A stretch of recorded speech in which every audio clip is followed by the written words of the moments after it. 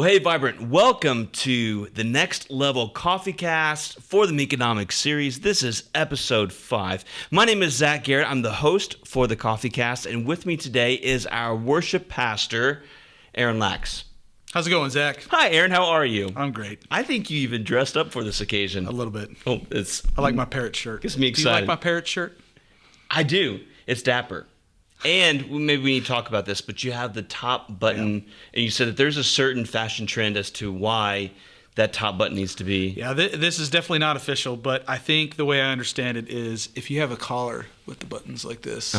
Yeah, which mine aren't. Yeah, you're freeform. Freeform, If your collar is buttoned like this, you have to button all the way up to the collar. So we're just going to roll with it. Yeah, well, it looks good. He's ready for the occasion. I am. And as it seems every week, we have a lot to talk about. So we're going to pour ourselves a cup of coffee, get yourself some coffee, and get ready for another fantastic episode of the Next Level Coffee Cast. Let's go.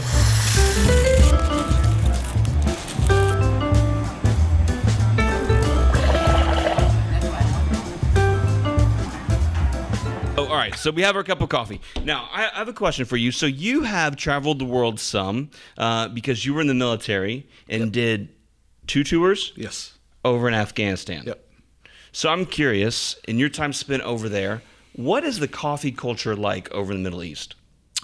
That's a good question. I believe there's coffee in the Middle East, but at least in my experience in Eastern Afghanistan, there wasn't coffee where I was at. Wow. It was mostly tea and a form of green tea called shin chai. I think I'm pronouncing that right. And it was it was just fresh tea. It was honestly some of the best tea I've ever had in my life. But they would actually boil the tea leaves in the water and then use a strainer to actually remove the and serve the tea hot. And serve the tea hot. Okay, so it's not like it's a heat factor because the Middle East is hot.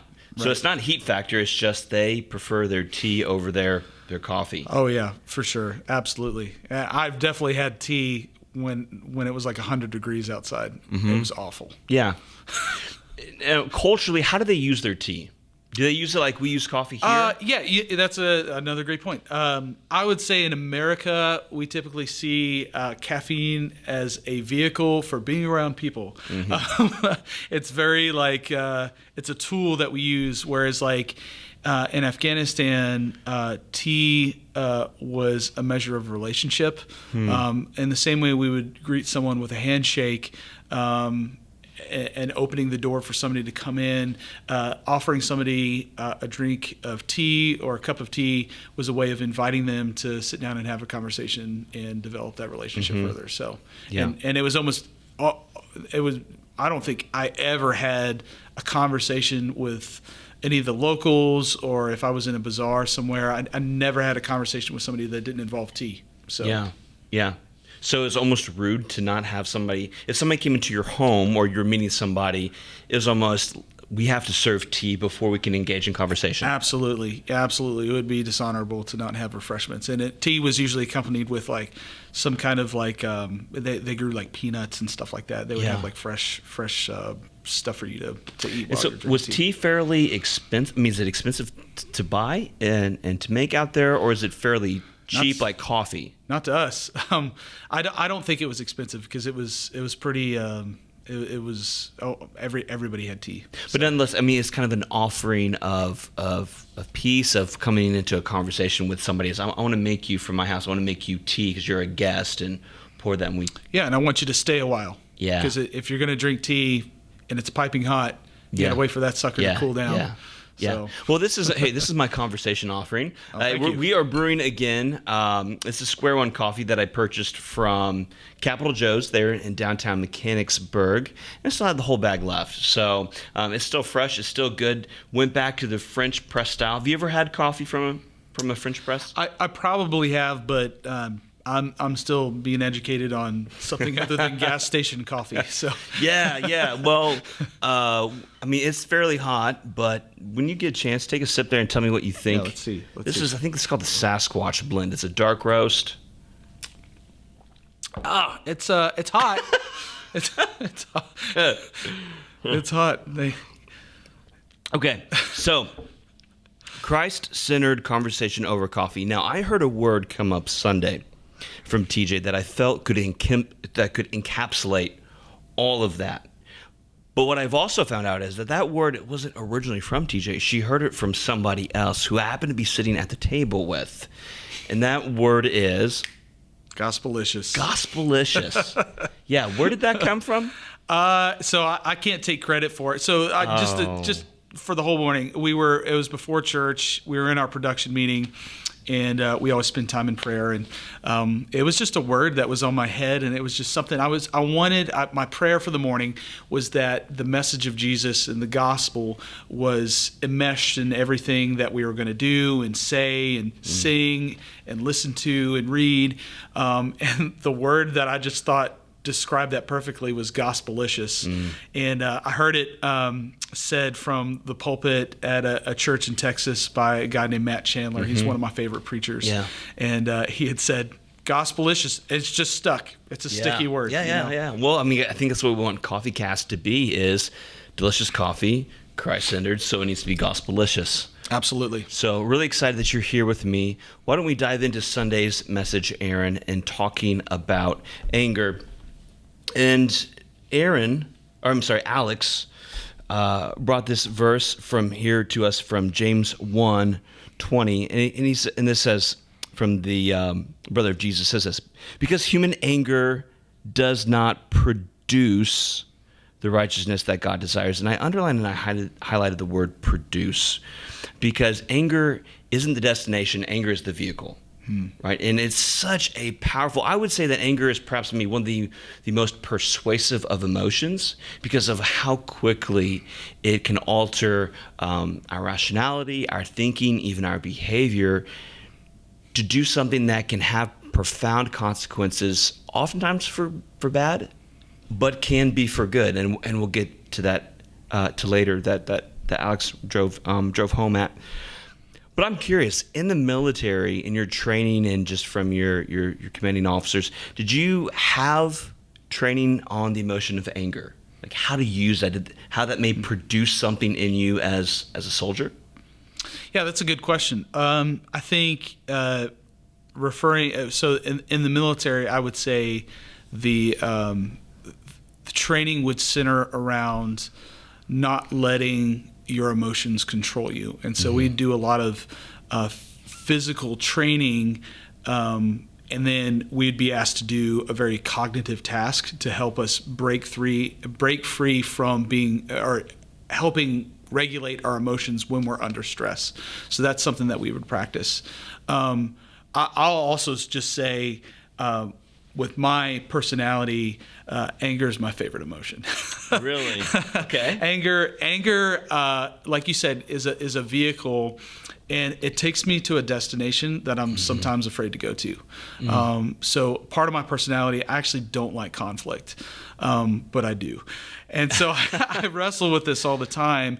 And so sometimes when I'm afraid to move into a conflict that I really need to get into with confrontation, I'll use anger as the vehicle to get there. But as I've learned in my life, sometimes that's not always the greatest, especially if I'm not regulating that emotion. Yeah. And because later in James, he talks about the tongue, taming the tongue, and that it can be the spark that lights a whole forest on fire. And how quickly, and I can speak, I think all of us can say that oftentimes words that are spoken in anger light a fire that we don't really want to be lit, but can also produce, it's a motivator, right? I'm interested in you using the word favorite with the emotion of anger. And is it because you feel that when you're under the emotion of anger, that it is a powerful motivator, that is NOS in your car? You're zooming towards a goal, or it helps me get stuff done. Yeah. It can help me get stuff done. And when I was talking, I think there's a healthy way to use it. And I think Alex spoke to this on Sunday. Yeah. So they have this massive Great Dane Hopper. Right. And if you've never met him, he's a really cool dog. But he has all this power and all this strength. If something ever happened to Ellie, if somebody broke in, I guarantee Hopper's going to bark and growl and power up to protect his family because he loves. In the same way, I think anger can help me in a way, and it can help others like protect the relationships that you care about. So if somebody ever hurt my kids, that anger is going to make me want to go get justice for them, to protect them, to provide for them. But anger can also be, if not regulated and not used appropriately and not under constraint, can also lead to actually hurting the people that you actually love. So let's go back to just culturally speaking, because I think cultures handle anger in different ways, how they view anger. And I know in the Middle East, at least movies that I've seen, war movies that I've seen, and even the media and the news often personify the Middle East as being a very angry area, a very angry culture, that anger a lot of times motivates what they do and how they act. Is that true, or do you feel like that's a false personification of the people out there? Anger exists in every culture. Sure. And anger manifests in every culture differently. Yeah. Some of the best people I've ever met in my life are in Afghanistan, and desperate. There's two guys in particular, really great friends of mine, still working on getting them out of Afghanistan. And Lord willing, we've made, I won't use their names, but we call him Phil because he looks like Phil Wickham. But he's kind of received that as his nickname, and been working on getting him back to the States ever since U.S. forces left. And man, they're just great guys. So yeah. And in America, how do you see anger? Is it valued? Has it been well utilized? Because I would say in these last 5 years, the American culture has been very angry with injustices, and even with the election that went on, and both sides were angry at each other, and there just seems to be a tumultuous, angry culture, and we've seen actions come out of that, but I don't know that it's produced the righteousness that God desires. Yeah, I've seen, I feel, and this is just complete conjecture, I don't have any stats or data, but it seems like we are a culture bent towards rage. And the only thing I'll say the evidence is when you go driving on the road. And it goes back to what you said earlier about we kind of think that the world revolves around us, and we don't consider what it might be like to be the other person. And so when somebody cuts us off in traffic, we're like, what? But I think what if they're speeding along because they're hurrying to get to the hospital because they got a call that something bad happened? Right. Absolutely. Yeah, we don't. But again, there's anger being like a prideful, I'm looking at myself first, and that's the danger that I have. But I also think if somebody's on the road and they're angry and they're driving recklessly, and I'm driving my van with my wife and 3 kids in the back, your anger is pridefully putting other people at risk. Right. Because it seems like there's even a sign on 581: "Beware of aggressive drivers." So the real question is, what do you do when you feel angry? Right. What do you do with that anger? If you're on the road, I definitely don't recommend chasing them down. You should not show them your tall finger. Right. Give that to the Lord. Yeah. Give it to the Lord. Yeah, I don't know. I have gotten to the point where I'm starting to recognize that when I'm angry, that is a warning flag for me, that I need to see how yoked I am with Christ, that this is an opportunity for meekness, for me to submit myself, to check my pride and go, okay, there's obviously something here that isn't well, that may require change, but how do I do this in a way that glorifies God and not glorifies me in what I want? And so Alex brought up some really good points, and I just want to go over those and use the acronym SLOW. But the first one being step back. That anger is such a quick emotion that, lasts like 90 seconds within your psyche before that adrenaline of the anger settles down. But it's to step back and to just give that moment some patience. Because I think we've all done this, where we're in a heated conversation with somebody, and in the emotions of anger, we say something that we ultimately end up regret, that hurt that other person, that we didn't really want to hurt that person. And had we just stepped away from that and came back to it, maybe even just 5 minutes later, well, that conversation would have gone. so differently. Yeah. So for you, when you're feeling that emotion of anger, what does it look like for you? Like literally, if you're saying, hey, I'm really ticked off right now, I just need to step back. Yeah. So something, because again, I'm prone to be angry, and I want to regulate that emotion. So the first thing, the step back thing, that's exactly what I do. And I have this weird kind of need to, like, if something arises, if conflict arises or something's broken, I want to fix it right away. And that's not always helpful, especially when strong emotions are involved. And anytime I've tried to fix something and I'm angry simultaneously, it's just never worked out. And it might feel good in the moment, like, yeah, I got what I needed to say, get out. And then I'm like, oh man, that's not what I wanted at all.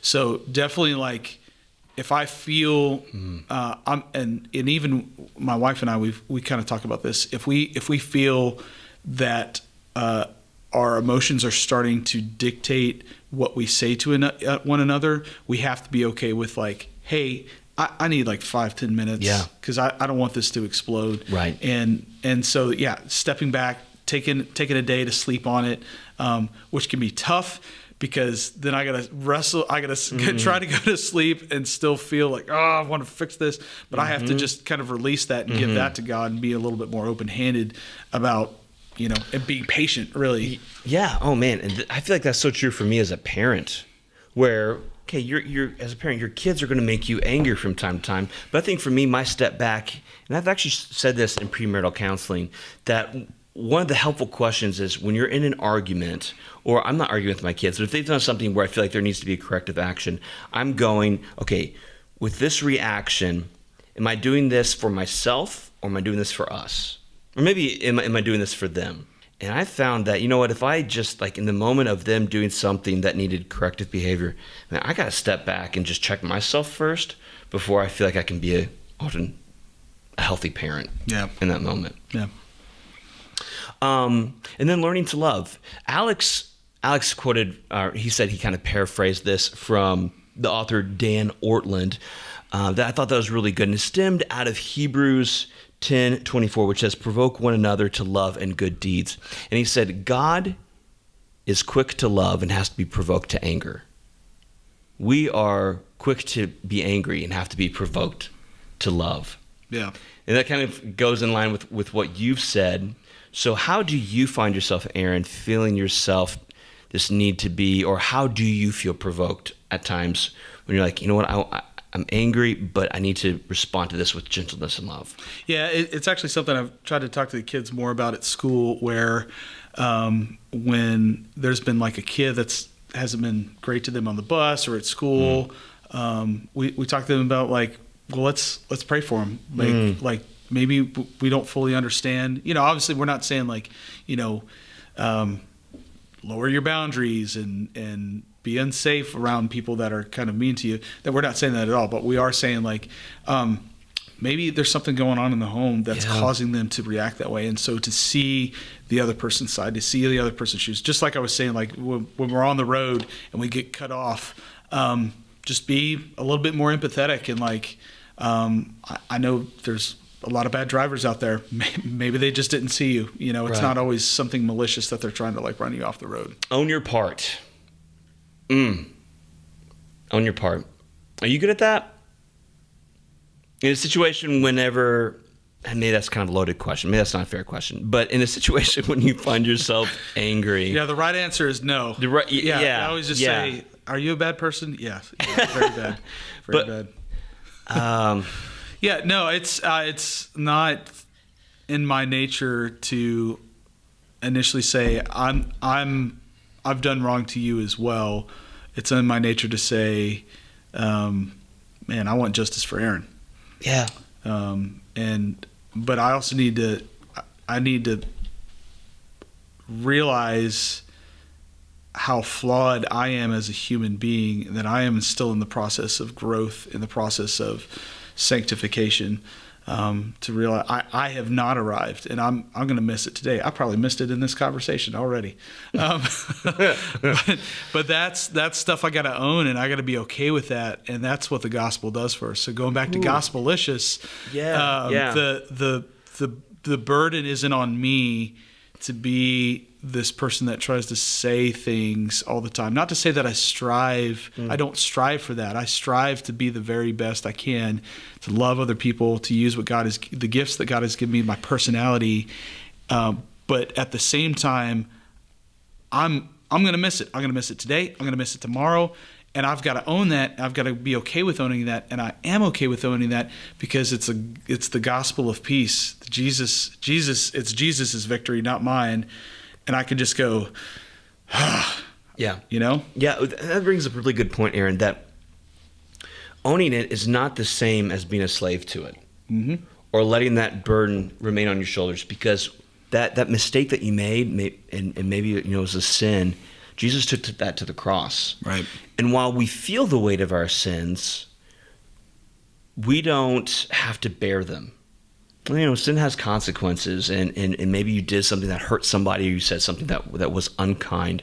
And so you'll feel the weight of that, but Jesus doesn't want us to be bound and shackled to those sins, right? And to carry them. So yeah, there's definitely a difference between owning it, but also going that I'm a broken, flawed person, and by the grace of Jesus, I don't have to carry those sins. Jesus took those to the grave, and that gives me the opportunity to come back to that situation, to make that right. A person full of grace, right? Full of redemption, full of the joy of my salvation. Some people don't like that, right? Some people want to lord that over you, for you to continue to own and to feel. We like to know where we rank. Oh, we like to know. All right, in the space of holiness, in the space of righteousness, in the space of virtue and character, all right, I'm top 10%, and you're like 40%. It's positional holiness, but I've got positional holiness in spades because my sins were covered by the blood of Jesus Christ, and it's by His blood and by His sacrifice that I get access to the Father, not by anything I've done. That's completely unmerited. It's just by the favor of God that I have that. And because I've been forgiven, because of the grace that I've received, I also impart to others who I may be angry because they've hurt me. I give that grace as well. And Jesus even talked about that. How can we accept the forgiveness, this radical grace and forgiveness of Christ, and not give that to other people? Jesus said, absolutely, how you forgive others is a measure then of how you'll be forgiven by God.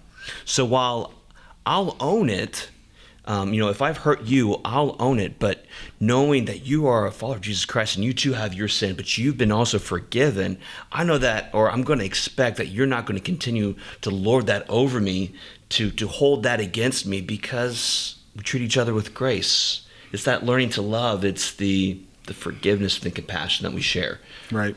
Yeah, we try to contrast who we are based on the people we know, when in reality we should contrast our lives based on Jesus Christ. Yeah. And when we have that awareness, that completely levels your perspective and the playing field, and saying, dang, we're all the same. Yeah. We just struggle in different ways. Yeah, that's really good. Yeah. And then the W, is welcome transformation. When Jesus entered into the temple, and he became angry because he saw that they were taking, the places of worship, and they were making it to a market, and they were capitalizing on the opportunity, and they were stealing from people, and all these different things. And Jesus righteously became angry. He had a whip. He threw over the tables. He did not sin. And his anger was a vehicle in which he tried to bring, I don't know if tried is the right word, because I don't know if Jesus tried and failed anything, but Jesus brought change, ultimately, in what he was achieving in his ministry. And so I think in that, anger in and of itself is not sin. And so there are times when we can use that anger, and we identify there's something wrong here, there's something that needs to be changed, and this can be a catalyst for me to submit myself to Christ and be that change. Yeah, absolutely. And in that context too, it was Jesus was trying to communicate that just because you're a religious institution doesn't mean that you get to abuse power and authority. And it was when I see the story, like people use that, like, what would Jesus do? Well, he'd whip people and flip tables.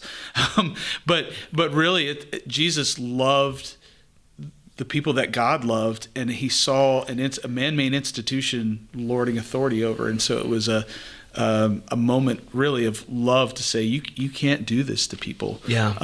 And so I wonder if I kind of put myself in that religious institution's shoes, would I be welcome to that change? Like, well, what do you mean we're doing it wrong? And I'd like to think that I do, but sometimes I think I got it all together. And it's a daily preaching of the gospel to myself that, no, I don't, and that's okay. Yeah. Well, and here's this is crazy to me, is that Jesus got mad, and rightly so, at people defiling the temple, but he prayed for forgiveness to the Roman soldiers that were nailing him to the cross. And to me, that just goes, and that's a whole nother conversation of the moments whenever I think that I have the right to be angry. Jesus wasn't angry whenever he was being nailed to the cross, when he was beaten, when he was mocked and spat upon. He was broken for the people that were doing that to him. So, yeah, I think anger is one of those emotions that you always just check and you pray, God, if this is a time whenever I need to bring change, let it be because you are working through me in this moment to bear righteousness that God desires for us to produce in a righteous anger. You had said earlier too, when you're going to the Lord, I think a great, if you had to oversimplify it, and I realize this is kind of a problematic logical equation, but if you had to oversimplify it, and you go to God, consider where the source of your anger comes from. Does it come from a source of love for others, or does it come from a sense of pride, like you had mentioned earlier? Yeah, because people can still take the word of God and I mean, what's that? Westboro Baptist Church. Oh gosh, right. They take all these things from God, but they weaponized it and they used it to hate people, to work against them, almost out of this own prideful ambition. Whereas with the Word of God, we should see sin in the world because it does exist, sin in ourselves because it does exist, but we're broken for it because we want them to come to know Jesus. Yeah. Yeah, the Bible should never be leveraged, shame should never be the leverage for which the Bible is preached. Well, Aaron, thank you for joining me here at the table for this Coffeecast. I hope the coffee was to your liking. Yeah, it was very good. Very good. Very smooth, very not gas station-like. Well, I hope to, change you one cup at a time. Thanks. Yeah, you're welcome. If you make it for me, I'll drink it. So. Oh, okay. If you make it, they will come. Well, Byron, thank you for sitting in with us. We hope that this was a blessing to you. We certainly don't do this just for our own fancy, but really as a means for us to bring the Sunday morning teaching to the next level, as a blessing to you to help you go further in your faith as we seek to do also ourselves. I know for me that this is edifying. I always appreciate the conversations that I have with each of our guests. So we'll see you next week with the last episode. I'll be sitting down with Jeff Tomlin, our student pastor, for the last episode 6 of the Meekonomics series. We'll see you then. Take care.